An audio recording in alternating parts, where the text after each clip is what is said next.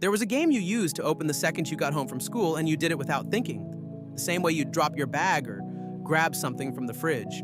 You found the same server you always played on, spent the next 2 hours getting the sheriff role, dying in the first 30 seconds and queuing right back up with 0 complaints.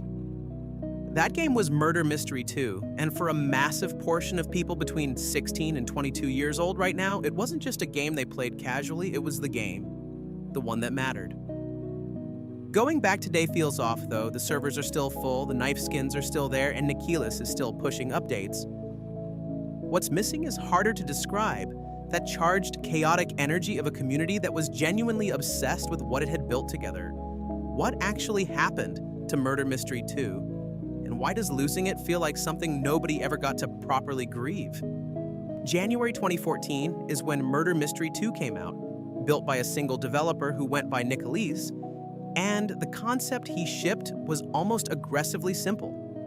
One player gets assigned as the murderer, one player carries the sheriff's gun, and everyone else just tries to stay alive long enough for something to happen. You could explain the entire game to a stranger in under a minute, and that was the whole point. Getting into it required no preparation, no wiki reading, no week-long grind before you understood what was going on. You loaded in, learned your role in the first 10 seconds, and started competing immediately. That kind of accessibility was rare on Roblox in 2014, and word spread faster than almost anything else on the platform at the time. 1 billion visits arrived by 2017, and 3 years after that, the counter was pushing toward 5 billion. Numbers that only start to make sense when you understand that the audience wasn't just logging on to playgrounds. They were living inside the game's economy. Godly tier knives and guns operated as status symbols rather than simple cosmetics, with kids spending real money, executing real trades, and sorting themselves into social hierarchies based entirely on what weapon skin was equipped on their character. A chroma godly carried weight. Showing up with one meant something to the people around you. Between 2018 and 2020, Murder Mystery 2 operated as a genuine cultural event inside Roblox, not just a popular title on the front page. Creators like Sketch, Dennis, and most of the Roblox content machine uploaded MM2 videos daily, pulling tens of millions of views each. And Nixterve built an entire channel around trading tutorials that taught a generation of kids how to negotiate, read value, and spot a bad deal. Content about scamming performed just as well, which tells you everything about how seriously the community treated the in-game economy. The players who were deep in it developed their own vocabulary: overpay, legit check, MM2 value, and knowing those words was the line between being inside the community and standing outside it. Seasonal events from Nikilis kept the whole thing energized on a regular cycle, where a Halloween weapon would drop, disappear 2 weeks later, and suddenly everyone had a reason to log back in and start grinding. There was always something on the horizon, always a reason the servers stayed full.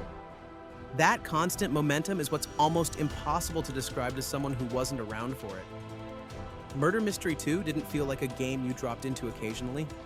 It felt like something that was alive. The collapse started quietly in a place most players weren't paying attention to, and by the time anyone noticed how bad it had gotten, the damage was already done.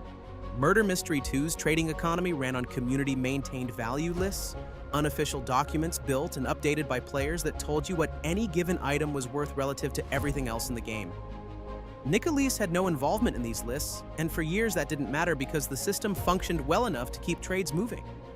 As the player count scaled up and more weapons entered circulation, those lists started pulling in different directions, with separate communities referencing different versions and disagreeing on prices that should have been standard. What counted as a fair, godly trade on one server got laughed off on another. Scammers read that inconsistency and built entire operations around exploiting it, targeting newer players who didn't know which list to trust. By 2021, anyone who wasn't already deep in the trading scene faced a genuinely hostile environment whenever they tried to get involved, and veterans who'd been around for years started getting burned by scams that had grown sophisticated enough to fool people with experience. When trading stopped being worth the effort, the emotional core of what kept older players invested walked right out with it. Players kept coming in, but the ones who arrived started leaving faster than they used to. Running parallel to all of that, the YouTube side of MM2 started shrinking in ways that fed directly back into the game's momentum.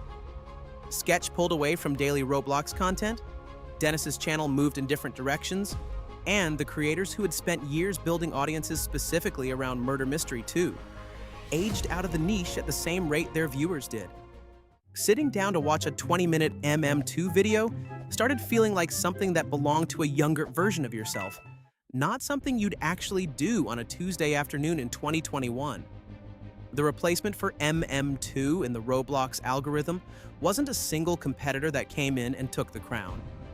Adopt Me absorbed the casual players, Jailbreak pulled the open-world crowd, Arsenal captured the competitive audience, and Brookhaven gave everyone who just wanted to socialize somewhere to go. No single game ended MM2's run. The audience just found 10 different directions to scatter in, and most of those directions led to games built specifically to retain players in 2021, not 2014. Nikilis kept shipping updates throughout all of this, dropping new weapons and testing new game modes. But the community that would have gotten genuinely excited about those updates had already started checking out. And new content landing in a quieter room hits differently than it used to. Here's the thing about Nikilis that gets lost when people talk about MM2's decline. He built one of the most successful games in Roblox history by himself, kept it running for over a decade, and did it without the kind of team or financial backing that his competitors were operating with. What MM2 probably needed somewhere between 2020 and 2023 was a structural overhaul, a rethink of how the trading system worked at a mechanical level, an anti-scam architecture built into the game itself rather than policed by community volunteers, and new modes that gave players who weren't interested in trading a long-term reason to stay invested. Players asked for versions of those things for years in different ways, across forums and comment sections and Discord servers. Seasonal events arrived instead, along with new weapon drops and incremental adjustments that kept the game operational without changing what it fundamentally was. None of that is a character indictment of Nikilis as a developer. One person maintaining an aging live service game against studios running full teams on investor money was never a fair comparison to begin with. The outcome, though, was a game that read as being in maintenance mode even during periods when updates were actually shipping. And the players who had been there long enough to feel the difference between momentum and upkeep knew exactly which one they were getting. Murder Mystery 2 still pulls a real audience. As of 2025, it holds a spot in the top 30 most played games on Roblox on most days. And for a game that launched in 2014, staying that visible after 11 years is genuinely hard to do. The composition of that audience has shifted, though. The players logging on now are mostly younger kids who discovered it recently and relate to it the same way the 2016 crowd did. A simple game you can drop into with friends and understand in under a minute. That continuity is its own kind of success, even if it doesn't feel like it from the outside. Veterans who lived through the Chroma corrupt trading era, who remember the specific feeling of pulling a godly from a box and what that meant in the servers they played on, have mostly moved on. They're in their late teens and early 20s now, and Murder Mystery 2 occupies the same space in their memory that most things from that period do. Something they'd describe warmly to someone who asked but wouldn't actually return to. The servers are still running. The round music still kicks in at the start. The sheriff still gets killed in the opening seconds more often than not. What the community had between 2017 and 2021, that specific charge that ran through the whole thing, isn't coming back. Not because the game collapsed under its own weight, but because that particular window of time closed the way all of them eventually do. There's a version of this story built around a single bad decision, a specific moment where the wrong call got made and everything unraveled from there, a point on the timeline you could circle and say that's where it went wrong. That version is cleaner and easier to tell, but it's not what actually happened. Murder Mystery 2 had its moment, and that moment was enormous. And then the world kept moving the way it always does, regardless of what you'd prefer it to do. The game is still there if you want it. The round starts in 30 seconds. Someone is the murderer. Someone has the gun. You know what to do.